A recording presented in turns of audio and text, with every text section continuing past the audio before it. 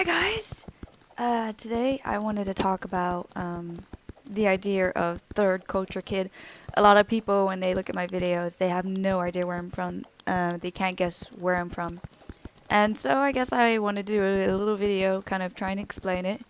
And to international students or international people or those who have been in the army or traveled around a lot, I'm pretty sure you know what a third culture kid is. However, for those of you who do not know what it means, I'm going to explain it to you.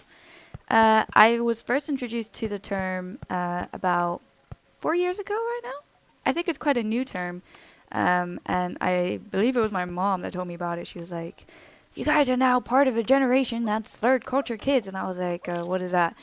And, well, I kind of ended up looking it up because at that time I was kind of feeling lost, I suppose. I was in Romania at the time, and yeah, I've traveled around the world a lot. My dad works for the UN, and he works for the UNHCR specifically, which is helping refugees across the world. And I can tell you where I've been, which is Hong Kong, Malaysia, France, Switzerland, Guinea in Africa, Zambia, Germany, Romania, and now England.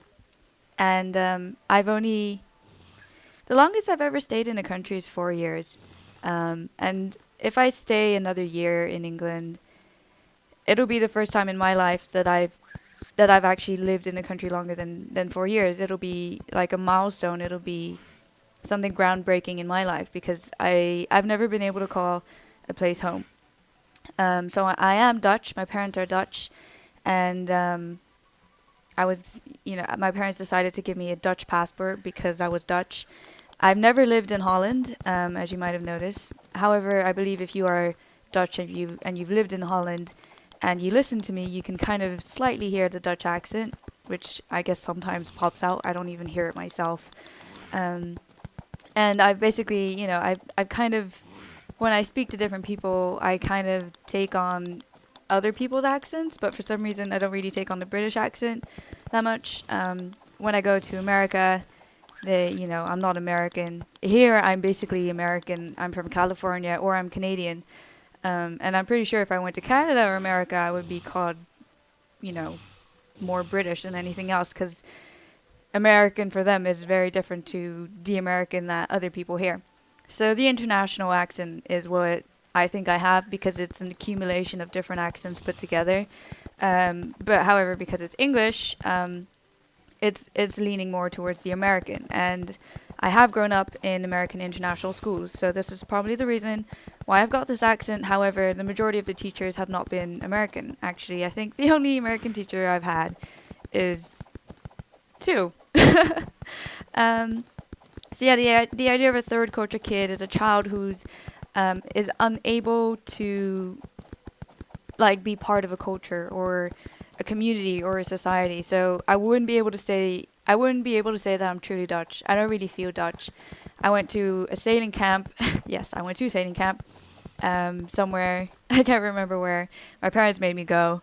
It wasn't fun. I really didn't like it. Like, they hadn't ever seen a Chinese looking person, and they'd say, you're not really Dutch, and I always felt like an outsider when I go to Holland every single year, just because I never grew up there. I don't really know what the culture is. I'm not really into the idea of the red light district, drugs, the whole shebang.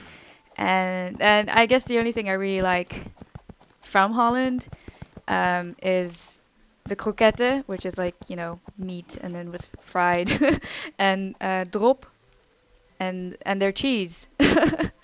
And their good sense of humor and the idea. There's a specific word in Holland that I think only exists in the Dutch language, which is the word gezellig, which I really like.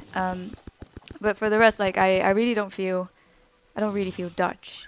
I don't really have a home base either, even though I go back to Holland every single year, every summer and every winter time. I can't speak proper Dutch. I can't say certain vowels in Dutch, and it's very obvious that my Dutch is quite bad. However, I believe if I were to live there maybe for a year or so, my Dutch might just prep up. So So yeah, the idea of a third culture kid is that you can't mix with, different, you kind of combined your own identity of a culture, or the idea of what you are is taken from different bits of different cultures, different societies, different communities. um, so in some sense you could say all of the countries that I've grown up in that I can remember, all of those kind of created who I am today. And that kind of goes back to the whole idea of nature versus nurture. And for those of you who don't know, I am adopted, and my parents gave me the Dutch passport. However, my biological parents are from Hong Kong. That's where I was adopted from when I was about 3 months old. And I am interested in going back and figuring out, who she is. And I basically have an arrangement with my dad that once he finishes his job and retires, that we're gonna go out to Hong Kong, hire a private detective, and see how she's doing. But we're not. I don't want to. I don't want to have a conversation with her. I don't want to learn Cantonese and speak with her because it's awkward. And I really love my parents. I feel really privileged. I feel very happy with my parents. I couldn't have wished for anything better. And they're just fantastic. So it would be more about the idea of trying to see like how much of her and how much like the way I've grown up has created who I am today. There are statistics that come with third culture kids, and it goes this way. It's either you become very fascinated with the idea of traveling and you're very much like your parents, and that is specifically the category I fall into. I would really like to travel the world, and my ideal world would probably be traveling around the world, eating different types of food and meeting different types of people and cultures. And then it can have the opposite effect on some third culture kids, which is that they need the idea of stability and kind of a home base, which they aren't given when they grow up.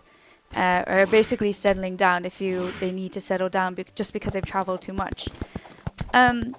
So they're apparently third culture kids are more likely than normal kids to graduate, and then keep studying until they do a master's.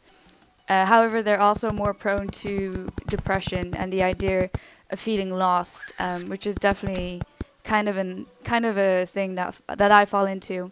However, having said that, having stayed here in London for so long, and comparing it to other cities that I've been to in other countries, I would say that London is so big, so large, so many different communities and cultures. I think I could feel very comfortable here, or maybe in other huge metropolitan city. However, if I were to like stay in Amsterdam, or if I were to go to like, I don't know, a small city somewhere else, I think I might get bored really quickly, and I'd want to move on. And that's another side effect of the third culture kid, is that the child would want to keep moving on. So yeah, those are a few of the side effects that I can remember. But you can look it up for yourself. I mean, it's an interesting phenomenon because I think the world is expanding so much. Our population is increasing because we're living longer, but we are still having lots of babies. So the idea of a third culture kid, the idea of globalization, the idea of expansionism, I think is growing. So more people are becoming third culture kids, people who come and migrate to other countries. I mean, in some sense, if you keep moving houses, I could say, if you keep, moving from not even, countries, but I mean like little cities. Not cities, I mean like districts in London, for example. Each district is so different from another. In some sense, I could call you a third culture kid if you've done that, if you've moved a lot between districts in London, because they're all so very different. And I think it has an interesting effect. I think it's something that more people should study because it's still kind of new. People didn't used to travel around so much because it was so expensive. They used to go around on a boat, and aircraft tickets were really expensive. But now with budget airlines like EasyJet, or I'm not sure if Lufthansa is in one of them, it's easier to move on, create a new life, and start afresh. So I wanted to have your opinion of what you think you are, what the future might be, and maybe in the future, if you like to travel around, see the world, if you want to settle down or if you like to keep traveling, and what effect that would have on your children. So yeah, I'm looking forward to your responses.